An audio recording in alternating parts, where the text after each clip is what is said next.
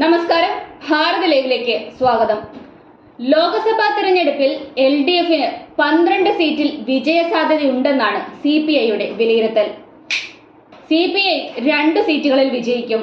തൃശൂരും മാവേലിക്കരയുമാണ് ജയമുറപ്പിക്കാവുന്ന സീറ്റുകളെന്നും party സംസ്ഥാന executive വിലയിരുത്തി. തിരുവനന്തപുരത്ത് നേരിയ ഭൂരിപക്ഷത്തിൽ വിജയിക്കാമെന്ന പ്രതീക്ഷയും പാർട്ടി നേതൃത്വം പങ്കുവച്ചു. ആറ്റിങ്ങൽ, പത്തനംതിട്ട, ഇടുക്കി, ചാലക്കുടി, ആലത്തൂർ, പാലക്കാട്, കണ്ണൂർ, വടകര, കാസർഗോഡ്, കോഴിക്കോട് സീറ്റുകളിലും ഇടതുമുന്നണിക്ക് വിജയിക്കാനാകുമെന്നാണ് CPIയുടെ വിലയിരുത്തൽ. കഴിഞ്ഞ തിരഞ്ഞെടുപ്പിലെ പോലെ കോൺഗ്രസ് അനുകൂല തരംഗം ഉണ്ടാകില്ലെന്ന് യോഗത്തിൽ നേതാക്കൾ അഭിപ്രായപ്പെട്ടു.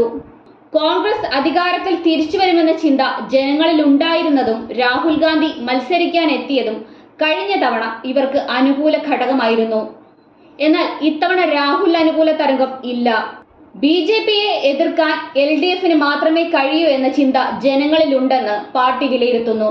തൃശൂരിൽ മുൻ മന്ത്രി VS സുനിൽകുമാറാണ് LDFന്റെ സ്ഥാനാർത്ഥി. സുരേഷ് ഗോപി BJPയുടെ സ്ഥാനാർത്ഥിയും. K മുരളീധരനാണ് കോൺഗ്രസിനായി മത്സരിക്കുന്നത്. മാവേലിക്കരയിൽ C അരുൺകുമാറാണ് CPI സ്ഥാനാർത്ഥി. കൊടിക്കുന്നിൽ സുരേഷാണ് കോൺഗ്രസ് സ്ഥാനാർത്ഥി. തൃശൂരിലും മാവേലിക്കരയിലും വിജയം ഉറപ്പിക്കാവുന്ന സീറ്റുകളാണെന്നും CPI വ്യക്തമാക്കുന്നുണ്ട്.